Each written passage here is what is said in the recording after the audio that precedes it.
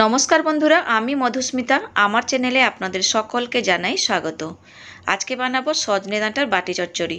তো তার জন্য নিয়ে নিয়েছি কাটা আলু, সরু সরু করে কেটে নিয়েছি, আর নিয়েছি টমেটো দুটো, ছোট ছোট সরু সরু করে কাটা বেগুন, আর অবশ্যই লাগছে সজনে ডাঁটা। এখন নিয়ে নিলাম কড়াই। তো আজকে সব কিছু সবজি কড়াই মধ্যেই ম্যারিনেট করব।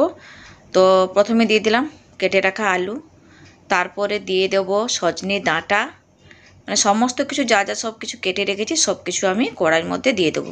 বন্ধুরা, এই বাটি চচ্চড়িটা কিন্তু দারুণ লাগে খেতে। গরম ভাত বলুন কিংবা পান্তা ভাত, দুটোরই সাথে ভালোই লাগে। রুটির সাথেও ভালো লাগবে খেতে, তবে ভাত আর পান্তা হলে একটু জমে যাবে খাবারটা। যাই হোক, সব কিছু দিয়ে দেওয়ার পর এখন দিয়ে দিলাম একটা বড় সাইজের কাটা পেঁয়াজ। বন্ধুরা, এই হাতে মাখা বাটি চচ্চড়িটি দারুণ লাগে কিন্তু খেতে, একবার হলেও আপনারা বানিয়ে খাবেন। এখন দিয়ে দিলাম পরিমাণ মতো নুন, আর দিয়ে দেবো হলুদের গুঁড়ো, আর জাস্ট একটুখানি শুকনো লঙ্কার গুঁড়ো দেব, যেহেতু আমি সর্ষের সাথে কাঁচা লঙ্কা বেটে দিয়েছি, একটা কাঁচা লঙ্কা দিয়েছি, তো আর বেশি লঙ্কা দিলাম না। এটা হচ্ছে সাদা সর্ষে বেটেছিলাম একটা মাত্র কাঁচা লঙ্কা দিয়ে। যাই হোক, এখন দিয়ে দিলাম পরিমাণ মতো সরিষার তেল। এই রান্নাটা কিন্তু সরষার তেলেই ভালো লাগবে, সাদা তেলে একদমই ভালো লাগবে না। এরপর আমি ভালো করে সব কিছুকে মেখে নেব। আর মাখতে মাখতে কিন্তু দারুণ একটা গন্ধ বেরিয়েছে, জাস্ট ফাটাফাটি গন্ধ, মানে মনে হচ্ছে যেন এক্ষুনি খাওয়া হয়ে যাবে, দারুণ গন্ধ বেরিয়েছে। যাই হোক, এখন হাত দিয়ে মেখে নিয়েছি, এই দেখুন কড়াই সমেত আপনাদেরকে আমি তুলে দেখাচ্ছি। তো আমি মেখে নিয়েছি, এরপর আমি একটুখানি জল দেব। বেশি জল দেওয়ার কোনো প্রয়োজন নেই। আমি সর্ষেটা যে বেটেছে রেখেছিলাম, সেই সর্ষে বাটা মানে শিল ধোয়ার জলটা আছে, জাস্ট ওইটুকুনি জল দিলেই হবে। তো ওই জলটা আমি এখন দিয়ে দিলাম, আরও একবার মেখে নেব।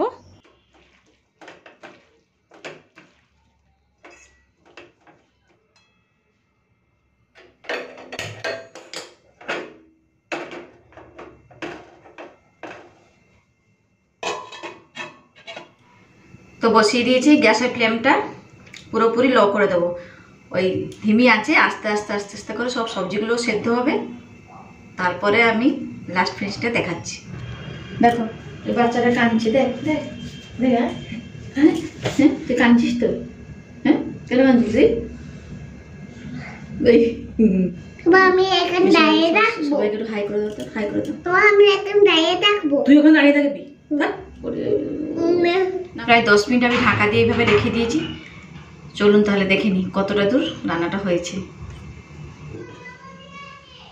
কোথায়?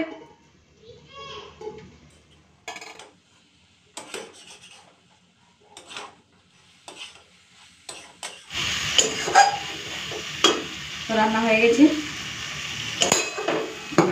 কি সুন্দর হয়েছে দেখুন, ডাঁটা আলু সবজি।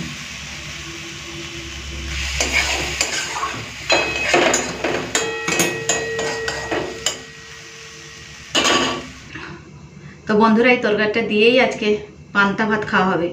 ভাত রান্না করে জল ঢেলে দিয়েছি, ওই লেবু চিপড়ে খাবো। দুপুরবেলা আজকে বীভৎস গরম লাগছে, পুরো ঘাম, রান্নাঘরে তো দাঁড়ানোই যাচ্ছে না। চলুন পান্তা ভাতটা রেডি করি। ছিঁড়ে দিয়েছিস? হ্যাঁ, কাঁদবে না, কি করবি?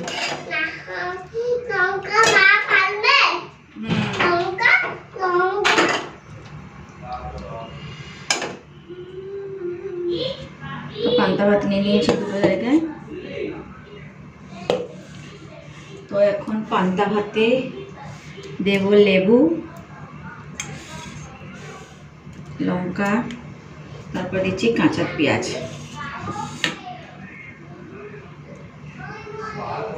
তো বন্ধুরা, পান্তা ভাত তো গুছিয়ে নিয়েছি, এটা ছেলের,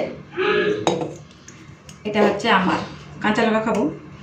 আবার নিয়ে নিয়েছি ডাঁটা আলু তরকারি চচ্চড়ি, মানে বাটি চচ্চড়ি। বাবা, তুমি খাবে তো? লঙ্কা লঙ্কা খাবি না, মুখে দিবি না। এটা রেডি হয়ে গেছে, ছেলেরও বেড়ে নিয়েছি। প্রচণ্ড গরম, আর পারা যাচ্ছে না, দেখেই বুঝতে পারছেন রোদ্দুরের কতটা তাপ আছে।